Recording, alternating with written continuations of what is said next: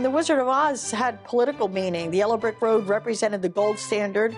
The scarecrow represented the American farmer. The Tin Man symbolized all the industrial...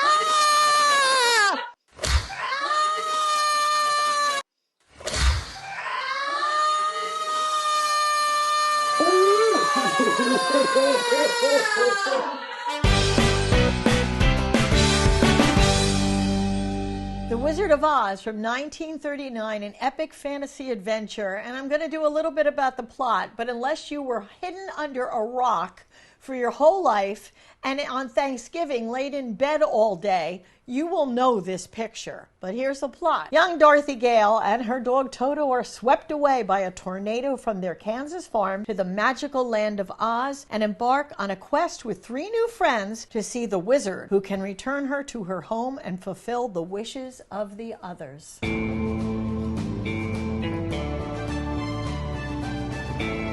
Okay, Joe, so listen, I just gave you the basic plot. Everybody knows about the Wizard of Oz, we believe, but right now, let's get into our votes, because that's crucial to this. Yeah, let's do the votes. All right, so on the count of... 3. Okay, ready? yes. 1, 2, 3. Boop. 10. 2 10s. Yeah, 2 10s, but what is that thing in the bottom? It looks like a whale. It's not a whale. What is It's it? not a blue whale. It's not What a is whale. It's a ruby red slipper. What was your favorite All right, scene? I have two. One of them was when they run, I don't know, it's magical and it's so stupid and probably no one else ever liked, when they run through the poppy field. I love the look of that with the Emerald City in the background, and they start running through the poppies and the colors. It's just so great. And one by one they start to, of course, fall asleep. Yeah, and the one tired. that keeps going the most is the Scarecrow, of course. But then Glinda starts to snow, so they can get through the poppies. Of course, the Tin Man rust. And the snow is actually asbestos. And my second favorite scene, and I have to be very, this I love, is when they get to the castle. Toto shows them where Dorothy might be. He's barking and trying to get them. And they go into, and they go, oh, wee, oh, oh. And they said that actually it does have words. Did you say that? No. It's all we own, we own. Oh, is that what they're her. saying? My 2 favorite scenes, Judy Garland sings Over the Rainbow. Not only is it a wonderful song and it won an Oscar for that song, they were actually thinking about cutting it out from the movie. And my other scene that I like is the goodbye scene. Glinda tells Dorothy that all she needs is to click her heel 3 times and just recite, there's no place like home. And she's saying goodbye to the Tin Man, to the Cowardly Lion, to Scarecrow. And then when she gets to the Scarecrow, it's like, matter of fact, they talk about how the original story by Frank L. Baum, there was more of a connection, relationship between Dorothy and the Scarecrow. And even in the movie itself, you learn that, you know, she kind of favors the Scarecrow. And even in the goodbye, she says, I think I'll miss you most of all. it was kind of sad. I mean, she's Right, leaving and that people. continues too to when she gets back to the farm, and of course, they're representative of everybody in as in a dream. When we have a dream at night, it always has pieces of our daily life. I thought that was there's no place like home at the end. So that's a tearjerker. The only time, like, I love to watch the movie, and I do watch it at least once a year. But when he sings King of the Forest, I was king of the forest, Bert Lahr. That like is boring to me, and I get up and that's when I go get a drink or go to the bathroom. And Good yet point. the words are so good. I mean, it's great lyrics, great music. Harold Arlen wrote, Right. Great composer, Over the Rainbow, Somewhere Over the Rainbow. But that to me is like, there's always, that's a little point where I can just, okay. Where I get a rub is in the beginning scenes where the Wicked Witch, which is not the Wicked Witch yet, is going after Toto. And in the dialogue, take Toto and destroy him. And when you say like destroying a dog, it's like, oh, are you kidding me? Like, Lord knows we can destroy everyone else, but can't destroy a dog.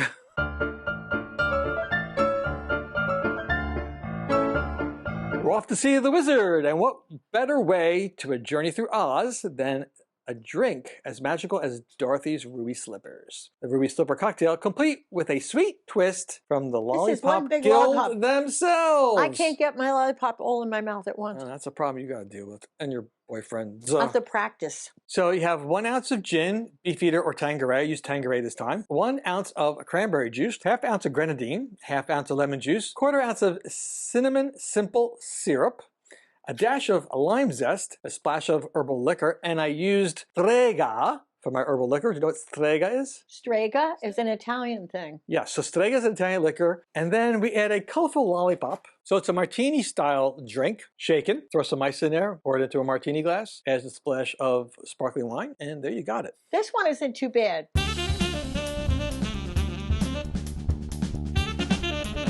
So, Debbie, are Yes. you good witch or bad witch? I'm Toto. You're Toto. Yeah, can't you tell? I could tell. Oh, no, no, no. What I am is Glinda. Thank God I have a good thing and I'm not an ugly thing, because I've been ugly enough in our other shows sometimes. Well, sometimes you're really hideous. I am the good witch who's the antithesis of the bad witch. And I come in my pink bubble down to Munchkin Land, and the Munchkins all love me, and the bad witch has no authority here. And you fly around in a big pink bubble. Right. And I have a sister too, but she's someplace else. But the bad witch, the witch of the east, is dead under the house. Your sister. And you get out of here. You're not going to scare my Munchkins or Dorothy. No. I'm setting a fire. And I have my broom with me because I am the Wicked Witch of the West. That's right. Be gone, witch. Be gone. I'll sweep you up, girl. Or a house will fall upon you as well. As you see, I have my brand new model broom. Yeah, it's more compact I like because your gas bow. prices are outrageous, so now it's a little bit compact. That is. And the electrical ones didn't work too well, I don't think the bow's good for wind resistance, though. You should take the bow off. Yeah, well, you know, it's my claim It's like to your fame. spoiler. This is my thing. Like your car spoiler. Well, it's interesting, too, if you notice I have green makeup. I did notice that. In the movie, the Wizard of Oz. Yes.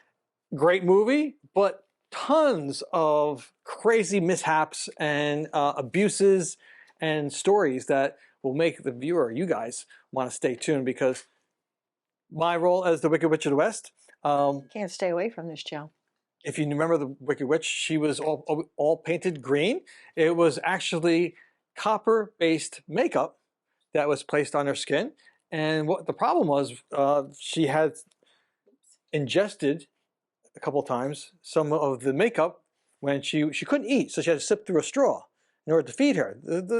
Those times of the movies and the major motion production companies, they didn't care. You were a product. Well, Bert Lahr did too with the Cowardly Lion. He couldn't take that makeup off. And remember when we did Frankenstein? I mean, forget it. You know, they couldn't take makeup on and off. These they were could hours. take makeup put off. this makeup on. Cowardly Lion had Right. a costume that was heavy, about 90 pounds. Yeah. It stank. Yeah, it was one costume. It's not like they had a bunch of them. And every night the guys had to air the costume out and dry it because he sweated so much in it. Because they were physical performances. They really were.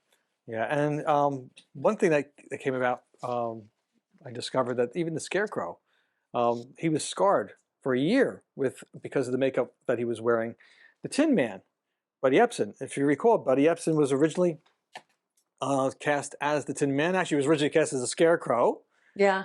And then swapped roles. He was shuffled around a bit. Yeah. When they placed the makeup on, I forget what was the makeup. It was aluminum. It was aluminum dust. And then they was it mercury? No, not. You know, this is my research. Unless they were telling me the wrong stuff here. But they pasted all that stuff on his face. Right. Well, they powdered it. They dusted it like talcum powder. They patted it on, but it was really poisonous, and he got really sick from it. Got really sick. The movie company, the MGM. And then they said that they used aluminum paste instead of aluminum powder when they did Jack Haley, when he took the part as the Tin Man. But then Buddy Epson, he ends up in the hospital. Yeah. Movie company, MGM's telling people that he had an allergic reaction. His daughter, many years later, recounted the situation with her father, and it was more than just an allergy. It was toxic. Right. It was affecting his health. And even to some point, the Tin Man that replaced him had issues too. Right.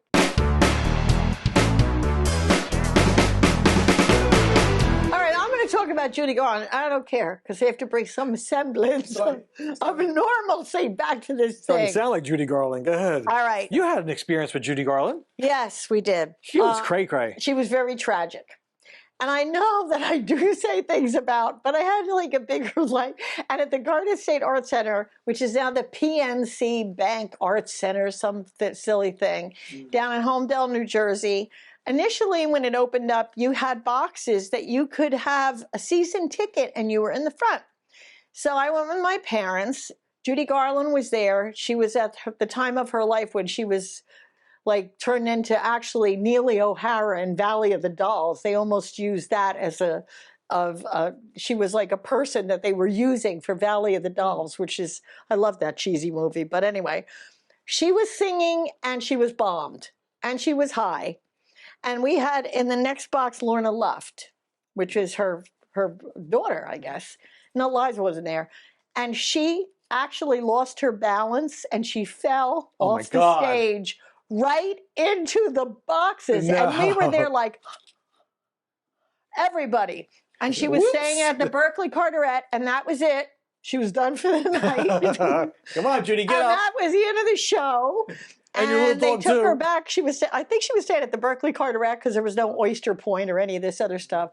And that was it. That was her decline. Well, the movie studios did it to her. Well, they pushed these young people into things. And of course, Judy Garland did all those Mickey Rooney movies where they took like a stick, a piece of glue, and a feather, and they did a big production in a barn, and everybody came and they made a ton of money, and it was like Broadway. And they pushed her and pushed her and pushed her. They gave her uppers, they gave her downers, they tried to lose weight. Exactly. I mean, they even like forced her to smoke cigarettes. Yeah. For weight loss. I mean, it was just and of course, they were all together. They were Hollywood. She had an affair with Tyrone Power, supposedly, and maybe got pregnant by him, I think. Well, she was married 4 times and had a lover at the end. Right. 2 of the 4 marriages, the men were gay. I mean, they were in the closet. They weren't open about it. Right. Vincenzo Minnelli was one of them. I did not know that he was gay. Yep. Matter of fact, they said he was gay or bisexual. Yeah, well, I think a lot of people in Hollywood were bisexual, and I think they still are. Yeah.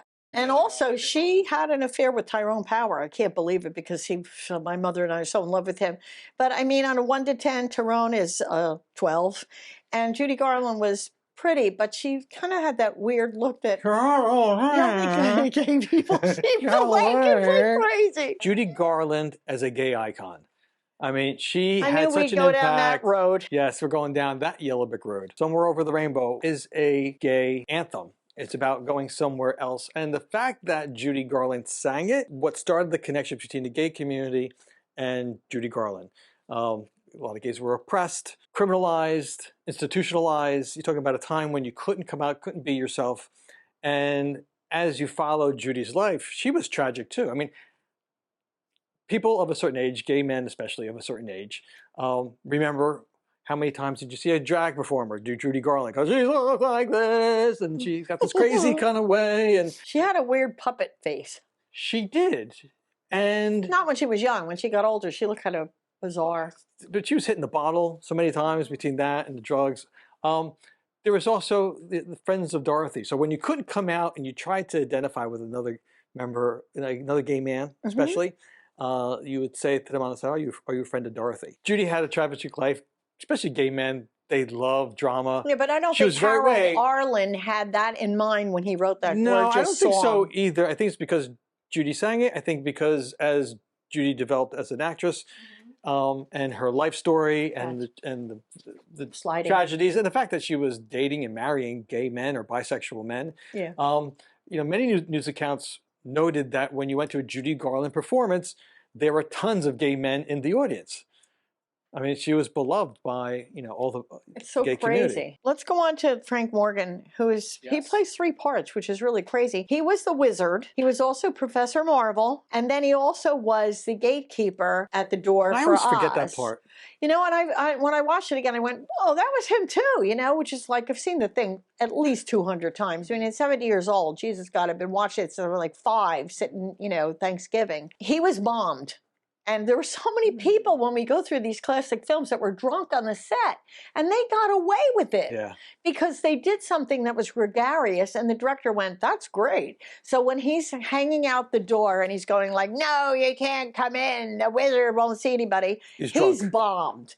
But now when I look at it again, I'm going to notice that, Smile a little bit. And that was kind of cool. And then but they also wanted W.C. Fields originally, which would have been really interesting if he played that role because he was always drunk. And he would have been good. And then they go in with a horse of a different color, which I love because you know me and the H-O-R-S-E word. Horse flesh. And the horse changes color 3 times, and it is 3 different horses. And people don't know horses, but they are 3 different horses.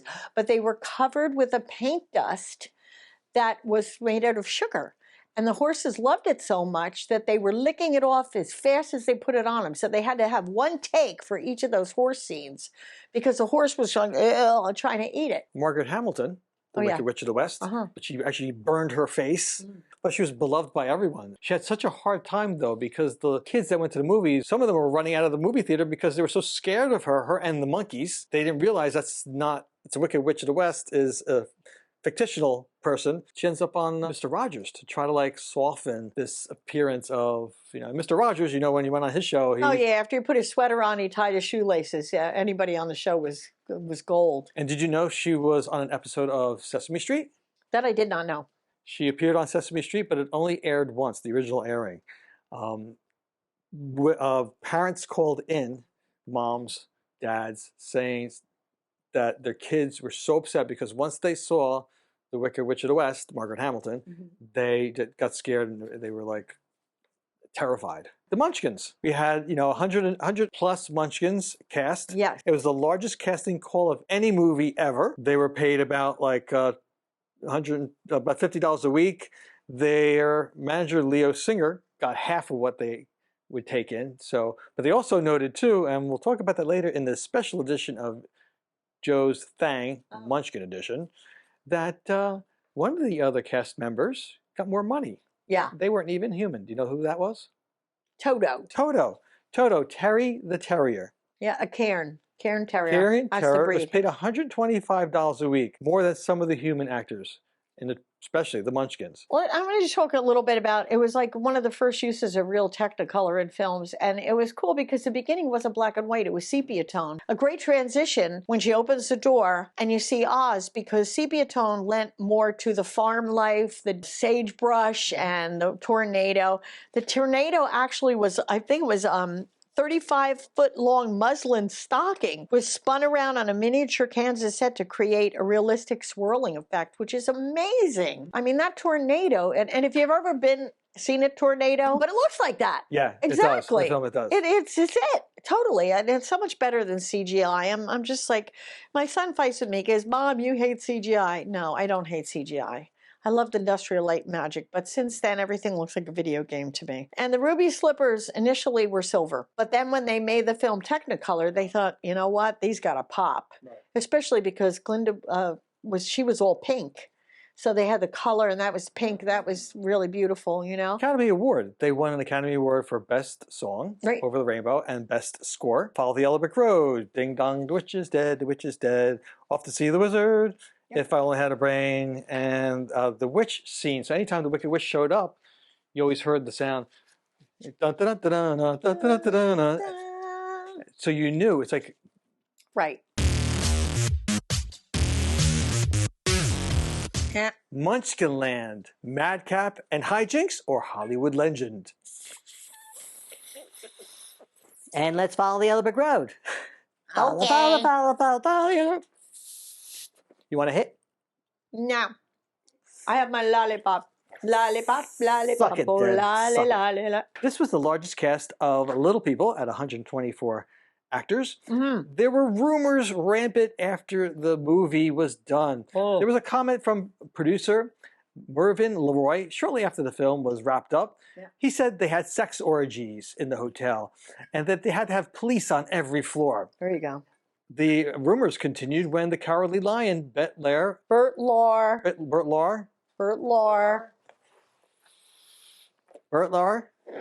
That's it. Cowardly Lion Bert Lahr, in his autobiography, said that the Munchkins made a living panhandling, pimping, and whoring. Judy Garland, our gay icon, on the 1967 Jack Parr show. Jack Parr asked, so what about the Munchkins and these rumors? And her response, and you can watch this on YouTube, folks. Oh, boy. They were drunk, so they got smashed every night, and some of them even got picked up in butterfly nets. A lot of the Munchkins dispute that. So, in actuality, what was really going on with the Munchkins and in Munchkinland? One of the Munchkins hanged himself on set. A silhouette of his body vaguely appeared in the scene with Dorothy, the Tin Man, and the Scarecrow as they sing and skip through the song Follow the Yellow Brick Road. Is that true or false? False. You're right! Yep. It was a bird. It was actually a bird, but there was a lot of urban legends surrounding that. It's pretty amazing that people looked at the video so closely and analyzed it like they were analyzing a crime scene. I looked at it. I've looked at it. I don't see it in the movie. I saw a couple YouTube videos. I think it was just like a lot of waste of time. Here's another true or false. A jealous husband, a jealous munchkin, was seen busting into his estranged wife's hotel room, brandishing a knife, lunging toward her, and in another incident, dragging his wife by the hair. And yet another scene where he was brandishing guns on the set because he was a jealous husband. Is that true or false? I don't even know, but I'm going to say false. It was true. I want to see a munchkin knock a door down in a hotel. Can you That's just what I imagine, want to see. like, I want to see it. Can you just imagine, like, I have seen midget bowling. one drunk munchkin was found in the latrine with his head first in this toilet, his feet flailing while crying for help. Is that true or false? You gotta envision this. I can envision it. In the toilet, feet up in the air. Help! False. True! Come on. That was Charlie Where Ludwig. are you finding these things? That was Charlie Ludwig. How come he didn't drown? Well, I guess maybe his head got stuck. Oh, yes. He had a big head. So he couldn't get in. But can you Was just imagine, he in a like, toilet or was he in a urinal? toilet? Okay. He tripped. He had a little too much to drink. Yes. And he tripped and his head went head first in the toilet and his feet were flailing and he's yelling, "Help, help, help." And people are like, "What's going on with it?" And people are coming out of the rooms. Like the fly, the little head of the fly. Help! Help. And then they found the poor guy with his head in, feet flying up in the air, trying to get out of a toilet. He was stuck. Mike and Ike Candy were named after twin munchkins in Oz. True or false? False. True! Jesus Christ. Twin munchkins, Mike and Ike Matina, were part of the Matina brothers' Matina Midget Troupe. The twins were often seen getting drunk and coercing other munchkins to drink after being on the Oz set. They are on the world record for being the shortest twins ever at 30 inches. Can you imagine? Who were they in the cast? Were they specific munchkins? No, they were part of the company. Oh. But you do The see ensemble. photos of The munchkin ensemble. Munchkin ensemble. But you do see them in photographs when they took group pictures, so it's pretty cool. Munchkins became such a pop culture icon that Dunkin' Donuts named their Munchkin product after them. True or false? True. But it's not politically correct, I don't believe. Now, Munchkins is okay to say. Shouldn't they be little balls? They should be called Little now. balls? Well, it's little people, so it should be little balls. Okay, here, you get the dunce cap. So in 1973, Dunkin' Donuts came up with a clever way of taking the donut hole that they would normally throw out in a donut and took the donut hole and made munchkins. That is clever. That is smart. And I like munchkins. So all of these questions were from a source documentary that you can see on YouTube. It's a rare documentary where they interviewed munchkins. 1993 documentary hosted by Oz historian John Frick called "We're Off to See the Munchkins." And they also talk about how when the munchkins got together, they were actually, the first time ever they were seeing so many little people that it was almost like, wow, there's more of us. Yeah, they went wild. Right. They felt that they had someone that they could relate to. Of course. Jerry Marin teamed up with Billy Barty. Remember Billy Barty? I remember Billy and they Barty, started the Little People of America Association, 8,000 members worldwide. 2007, they got their own star on the Hollywood Walk of Fame. That's pretty cool. Yeah, it actually was pretty neat. The Munchkins were the last surviving cast members in Oz. Unfortunately, they're all passed on. Jerry Marin being the last. He died in 2018 at 98 years old. And there were actually child Munchkins. Yeah, they had to fill it out with the kids. There was one who recently died too. She I was a think the child ballet munchkin. girls looked like children. They didn't look like munchkins. Yeah, I'm not sure. There was one that was cast that was with Dorothy and Betty Ann Kane Bruno. She was the last surviving munchkin. She died at the age of 91 in 2023. So a lot of hijinks, mayhem, but a really neat story about the Munchkins. Hopefully you enjoyed that, folks.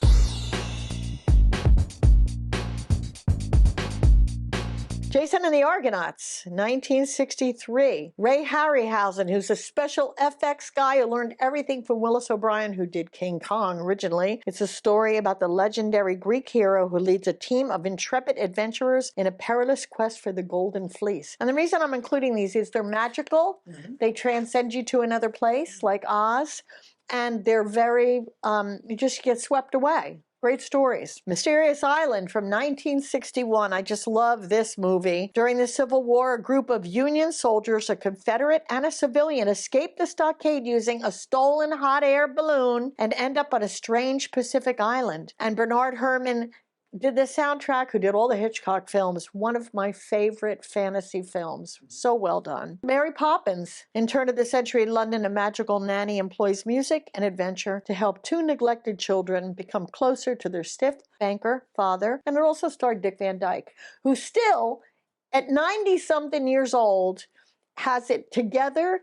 And I even saw him, he did like a small dance number. I mean, the guy is still, he's amazing. Willy Wonka and the Chocolate Factory. A poor but hopeful boy seeks one of the 5 coveted golden tickets that will send him on a tour of Willy Wonka's mysterious famous chocolate factory. Gene Wilder stars in the original. Johnny Depp and Timothée Chalamet followed.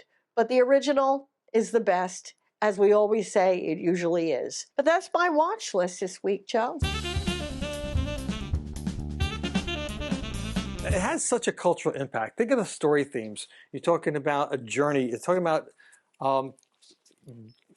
being depressed and knowing that there's something better out there. It's about friendship. It's about empowering yourself, finding out the things that are out there that you're looking for are really within yourself. It's the most watched film ever in film history due to theater, TV, VHS, and DVD.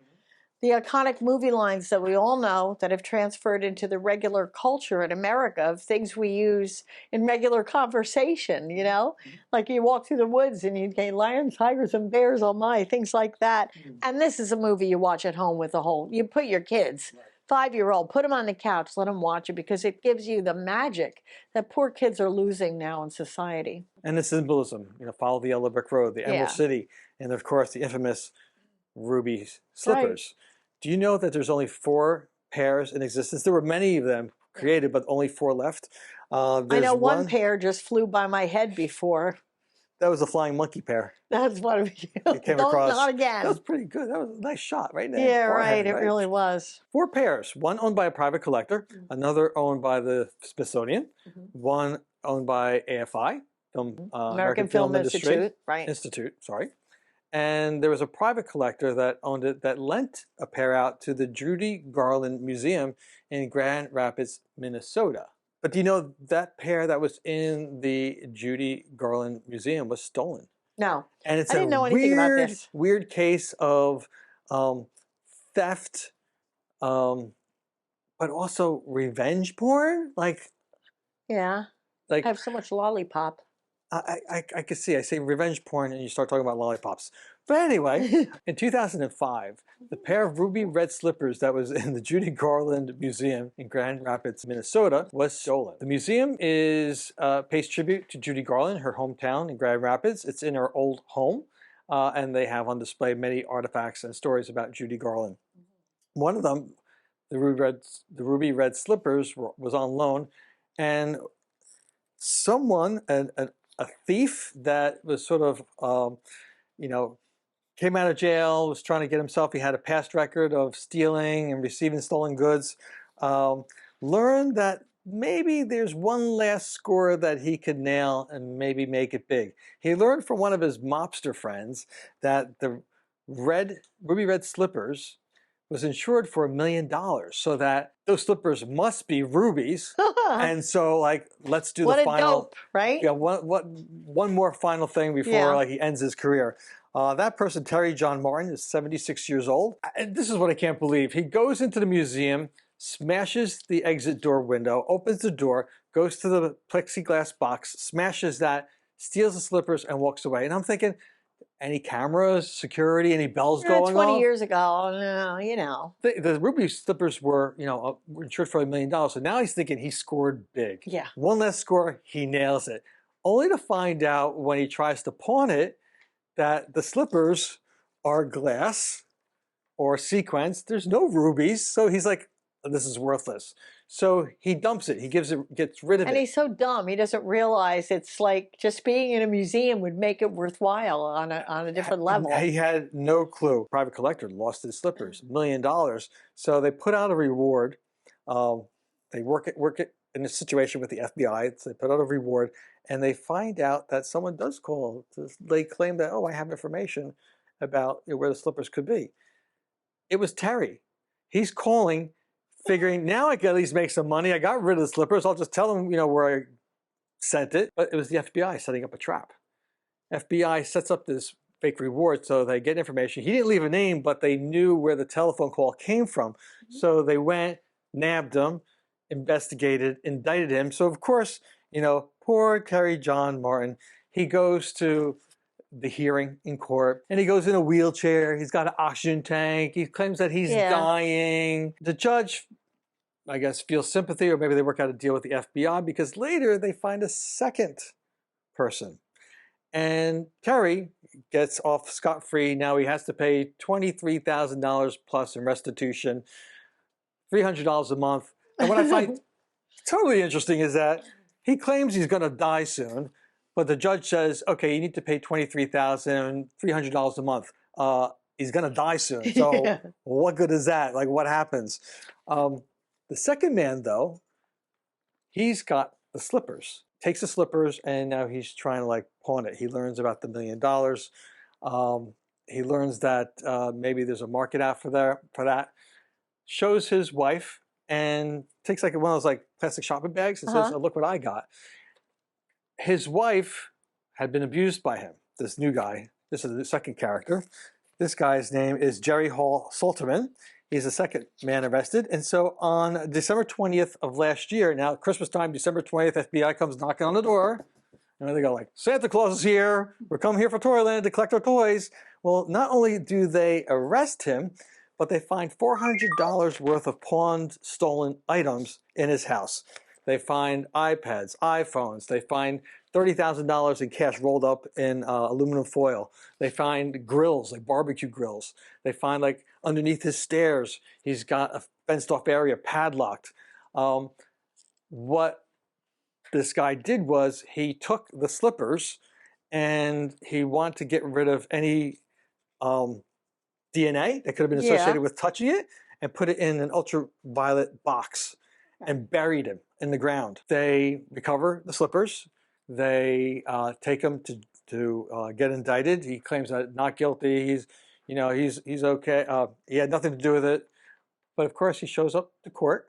Guess how he shows up to court? Like a handicapped mess. So he shows up just like his partner, the first guy that got arrested. He comes in with a wheelchair, oxygen tank. So now he's claiming that he's going to die too. Earlier this year, the private collector and the FBI have sort of a welcome home slipper event at the Judy Garland Museum. But now the private collector says, wait a minute. The FBI during the investigation gave a value of the slippers at an amount of $3.5 million. So he's like, why am I keeping these slippers anymore? These guys can't secure it. Why am I holding on to it? So he goes on a worldwide tour for the last 9 months, showing off the slippers to get people interested in an auction that's taking place on December 7th, 2024. So by the time you're watching this, you'll probably know who got the red slippers. The museum wants it. They're trying to raise money. They got $100,000. Where's he going to auction it? Sotheby's in New York? Something like that. Yeah. But I'd be interesting, just to watch it live, just to see who's bidding on it and see if the Sotheby's museum Park gets Renee. it. Yeah. I'm going over the rainbow. After all this madcap, controversy, a little bit of sex, a little bit of mystery, a little bit of chaos and drunkenness and debauchery, I'm ready to go over the rainbow. Well, I have to go in the path of the real watch list, Joe. And we never know where we're going to go, but we're going to go. And we're going to come back with more classic cinema, because that's what we like. Somewhere over the rainbow, skies are blue. Then the dreams that you dare to dream really do come true. Goodbye, everybody. Happy holidays from Real Watch List Plus.